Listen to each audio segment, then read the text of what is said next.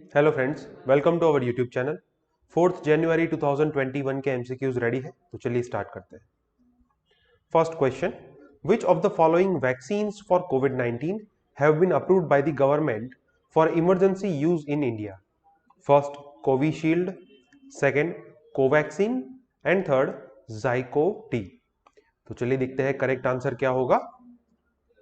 Correct answer is a 1 and 2। ये पहली और दूसरी वैक्सीन जो है उनको गवर्नमेंट ने इमरजेंसी यूज के लिए अप्रूवल दे दिया है। जाइकोविड जो है वो अभी भी जो जाइडस कैडिला के द्वारा डेवलप की जा रही है, it is yet to be approved. Covishield को सबसे पहले गवर्नमेंट ने अप्रूवल दिया था, उसके बाद कोवैक्सीन को भी गवर्नमेंट ने अप्रूवल दे दिया है for the emergency use in India. So the answer is a 1 and 2। सो ये 3 तारीख के न्यूज़पेपर में था कि फ्री वैक्सीनेशन पहले 3 crore health and frontline workers को दिए जाएंगे। Second question, which of the following statement is और are incorrect? First, India's exports has risen to a new high in recent times. Second, India's trade deficit has narrowed due to rise in exports. And third, India has managed to cut short its import to a sufficient level due to आत्मनिर्भर भारत अभियान। तो चलिए देखते हैं कौन से statement incorrect है। The answer is D 1, 2 and 3। ये तीनों स्टेटमेंट जो है इनकरेक्ट है। क्यों इनकरेक्ट है इसके आंसर भी आपको ये न्यूज़पेपर आर्टिकल में से मिलेंगे। ऑलमोस्ट ये संडे के न्यूज़पेपर के फ्रंट पेज पे था। तो जहां पे ये बताया गया है कि trade deficit grows to $15 billion in December, मतलब इंडिया की ट्रेड डेफिसिट जो है वो और भी वाइड हुई है। अब उसके रीजन यहां पे दिए गए हैं कि दिसंबर महीने में एक्सपोर्ट जो है वो कम हुआ है बाय 0.8%, और दूसरी साइड पे इंपोर्ट जो है वो इंक्रीज हुआ है। इंपोर्ट ज्यादा है, एक्सपोर्ट कम है, तो इसकी वजह से क्या होगा, ट्रेड डेफिसिट जो है वो बढ़ेगी। तो यहां से हमें पता चलता है कि पहले स्टेटमेंट में लिखा है कि एक्सपोर्ट इंक्रीज हुआ है, तो ये गलत होगा। दूसरे स्टेटमेंट में ये लिखा है कि ट्रेड डेफिसिट कम हुई है, उसका रीजन ये है कि एक्सपोर्ट इंक्रीज हुआ है, तो ये भी गलत स्टेटमेंट होगा। थर्ड जो है वो भी गलत है, बिकॉज यहां से हमें पता चलता है कि आत्मनिर्भर भारत अभियान को उस सफिशिएंट लेवल पे सक्सेस नहीं मिली कि जिसकी वजह से हम अपने इंपोर्ट को कम कर सके। हालांकि एक्चुअली अगर हम देखने जाए तो इंपोर्ट जो है वो इंक्रीज हुआ है। It recorded a positive growth of 7.6%। तो यहां से हम कह सकते हैं कि ये तीनों स्टेटमेंट गलत है। Answer is D 1, 2 and 3। अब कौन से सेक्टर में कितना ट्रेड डेफिसिट है और इंपोर्ट एक्सपोर्ट रेशियो क्या है, तो ये संडे के न्यूज़पेपर में पेज नंबर 6 पे आप देखेंगे तो आपको माइक्रो स्टैटिस्टिक्स मिल जाएंगी। Third question, which of the following statement is और are correct about 9th schedule of the constitution? First, it was added by the Constituent Assembly in the original Constitution. Second, it was created to protect laws related to agrarian reforms and for abolishing the zamindari system. तो चलिए देखते हैं correct answer क्या होगा। Correct answer is B, second only. First is incorrect, second is correct, क्योंकि 9th schedule जो है it was added in our constitution by first constitutional amendment act of 1951। ये ओरिजिनल कॉन्स्टिट्यूशन में नहीं था। 9th शेड्यूल को पहले संवैधानिक सुधारे के द्वारा लागू किया गया था। अब इसको ऐड किया गया था bye article 31A and B, जो कि मेनली जो agrarian reforms and zamindari system को अबॉलिश करने के लॉज थे उनको प्रोटेक्ट करना था अदालत से, to protect these laws from any kind of interference from the judiciary. तो इस वजह से ये 9th शेड्यूल बनाया गया था। Answer is B, second only. So अभी मराठा कोटा जो है उसको 9th शेड्यूल में ऐड करने की बात की जा रही है, क्योंकि अगर 9th शेड्यूल में ऐड करेंगे तो अगर बेसिक स्ट्रक्चर को वायोलेट करता है तब जाके उसके अंदर जुडिशियल रिव्यू कर सकते हैं। Fourth question, which of the following statement is और are correct about state council of ministers? First, all the ministers including chief minister are appointed by the governor of that state by consulting president. Second, there is a maximum cap upon the number of ministers in the council, but there is no minimum limit. तो चलिए देखते हैं correct answer क्या होगा. Correct answer is D, neither 1 nor 2. ये दोनों statement incorrect है. सबसे पहले अगर हम स्टेट काउंसिल ऑफ मिनिस्टर की बात करें तो जितने भी मिनिस्टर है including chief minister, they all are appointed by the governor. लेकिन यहां पे क्या लिखा है कि गवर्नर जो है वो प्रेसिडेंट को कंसल्ट करते हैं. ये गलत है. गवर्नर जो है वो खुद अपॉइंट करते हैं.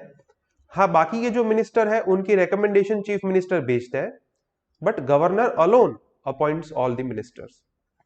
तो फर्स्ट जो है वो इनकरेक्ट होगा. सेकंड जो है वो भी इनकरेक्ट है, बिकॉज मैक्सिमम लिमिट है स्टेट काउंसिल ऑफ मिनिस्टर के अंदर, it should be 15% of the total number of seats in legislative assembly. मतलब कि अगर किसी लेजिस्लेटिव असेंबली के अंदर टोटल 100 सीट्स है तो उसमें से काउंसिल ऑफ मिनिस्टर के अंदर 15 मेंबर हो सकते हैं. तो ये हो गई मैक्सिमम लिमिट. अब मिनिमम लिमिट जो है वो भी दी गई है by 91st constitutional amendment act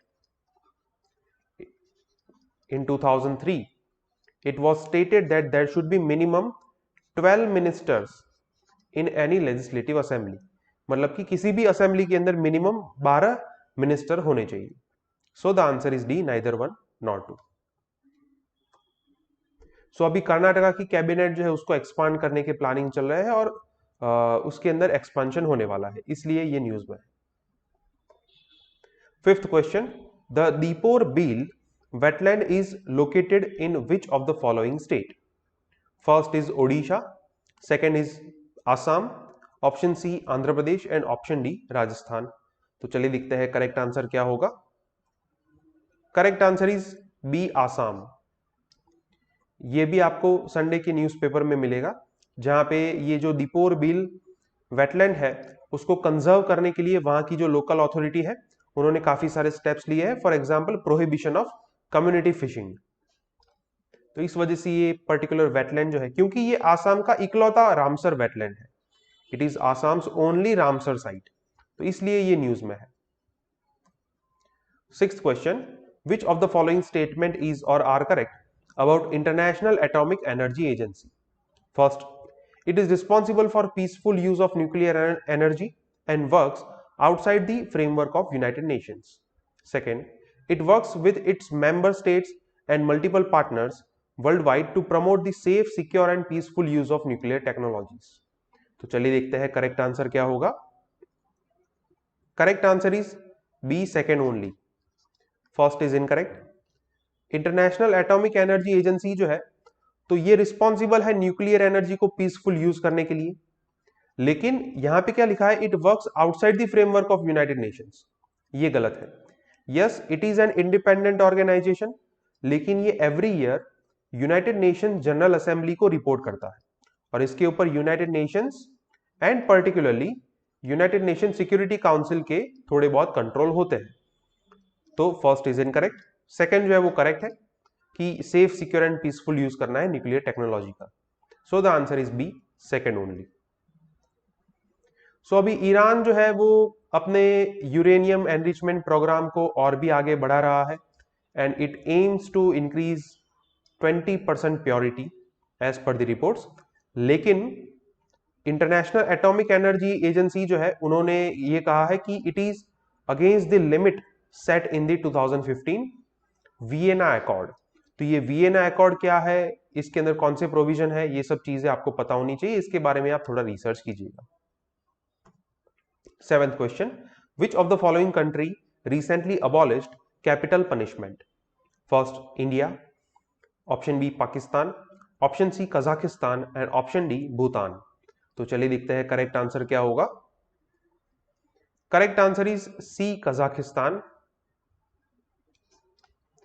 ये भी आपको न्यूज़पेपर में मिलेगा, जहां पे कजाकिस्तान के प्रेसिडेंट ने रिसेंटली डेथ पेनल्टी को अबॉलिश किया है. कैपिटल पनिशमेंट का दूसरा नाम होता है death penalty.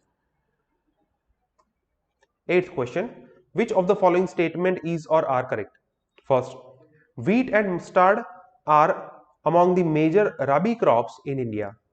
Second, about 50% crops out of total targeted crop production for 2020-21 will come from rabi crops. तो चलिए देखते हैं करेक्ट आंसर क्या होगा। Correct answer is C, both 1 and 2, ये दोनों स्टेटमेंट करेक्ट है। व्हीट एंड मस्टर्ड जो है वो रबी क्रॉप में सबसे मेजर क्रॉप है, specially the wheat. Rabi season जो है वो विंटर में आती है, right. So after harvesting the kharif crop immediately rabi crop season जो है वो स्टार्ट हो जाती है। और अगर हम एस्टिमेशन की बात करें तो ये भी आपको न्यूज़पेपर में से मिलेगा, जहां पे गवर्नमेंट का टारगेट दिया गया है। 2020-21 के लिए गवर्नमेंट ने टारगेट रखा था कि अराउंड 300 मिलियन टन्स प्रोडक्शन होगा, और उसमें से 151.65 मिलियन टन जो है वो रबी क्रॉप से है। इसका मतलब ये हुआ कि ऑलमोस्ट 50% फूड ग्रेन्स जो है वो रबी क्रॉप सीजन से मिलेंगे। तो यहां पे हम देख सकते हैं कि दोनों स्टेटमेंट करेक्ट होंगे। Answer is C, both 1 and 2। Ninth question, which of the following indigenously developed vaccine was approved by Government of India for emergency use? Option A Covishield, option B Covaxin, option C Zycov-D and option D Pfizer vaccine। तो चलिए देखते हैं correct answer क्या होगा। Correct answer is B Covaxin. अब पहले भी हमने ये क्वेश्चन देखा था, लेकिन कोवैक्सीन जो है वो बनाई गई है भारत बायोटेक के द्वारा, which is an Indian company. Covishield जो है, जो कि serum institute of India transfer करने वाली है, लेकिन it is developed by AstraZeneca and Oxford. तो इसलिए ये इंडिजिनसली डेवलप नहीं है। इंडिजिनसली डेवलप की बात करें तो वो कोवैक्सीन है। So the answer will be B, Covaxin. So दोनों की कंपैरिजन ये दी गई है। ये 4 जनवरी के न्यूज़पेपर के फ्रंट पेज पे आर्टिकल था, दोनों के बीच की कंपैरिजन दी गई। 10th question, which of the following is or are correct about impact of tax evasion in India? First, rise in poverty, second, lower inflation, and third, price rise in real estate। तो चलिए देखते हैं correct answer क्या होगा। Correct answer is C 1 and 3। Second is incorrect. अगर India में tax evasion की बात करें, टैक्स इवेजन का मतलब क्या होता है कि आपके ऊपर टैक्स लायबिलिटी है, लेकिन फिर भी आप टैक्स पे नहीं करते। गवर्नमेंट के जो कायदे कानून है उनके लूप होल्स को यूज करके आप टैक्स पे नहीं करते, आप टैक्स छुपाते हैं। तो इसकी वजह से क्या होता है कि मार्केट में ब्लैक मनी क्रिएट होता है। ये वो ब्लैक मनी है जो कि सरकार को मिलना चाहिए, और गवर्नमेंट उसका यूज करेंगे टू इरेडिकेट द पॉवर्टी। मतलब गरीबी हटाने के लिए गवर्नमेंट जो मेजर्स लेती है, वहां पे ये पैसे खर्च होने चाहिए, लेकिन नहीं हो रहा है। तो इसकी वजह से क्या होगा, गरीबी और भी बढ़ेगी, राइज इन पॉवर्टी। दूसरी बात की ये ब्लैक मनी जो है, अब वहां से लोगों के हाथ में पैसा है, मतलब कि money supply is in the hands of common people, but it is outside the regulation of government.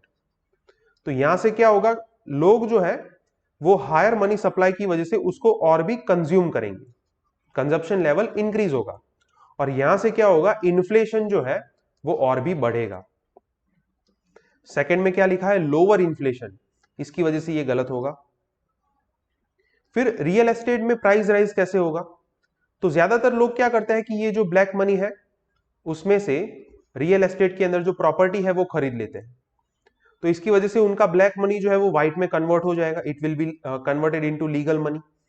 तो इस वजह से रियल एस्टेट के अंदर कंजप्शन लेवल इंक्रीज होगा, तो डिमांड इंक्रीज होने की वजह से प्राइस जो है वो भी इंक्रीज होगी। So the answer is C 1 and 3। So ये कल के न्यूज़पेपर में काफी अच्छा आर्टिकल था फर्स्ट पेज पे, जहां पे जीएसटी फ्रॉड को डिटेक्ट करने के लिए गवर्नमेंट का इनकम टैक्स डिपार्टमेंट जो है वो काफी सारी टेक्नोलॉजिकल एनालिटिकल टूल्स को इनकी मदद लेके ये जीएसटी फ्रॉड्स को डिटेक्ट करते हैं। ओके फ्रेंड्स, तो ये 10 एमसीक्यूज यहाँ पे कंप्लीट होते हैं। अगर आपको कोई डाउट है तो आप कमेंट सेक्शन में लिख सकते हैं। वीडियोस आपको पसंद आए तो वीडियोस को लाइक कीजिए और चैनल को सब्सक्राइब कीजिए। Thank you.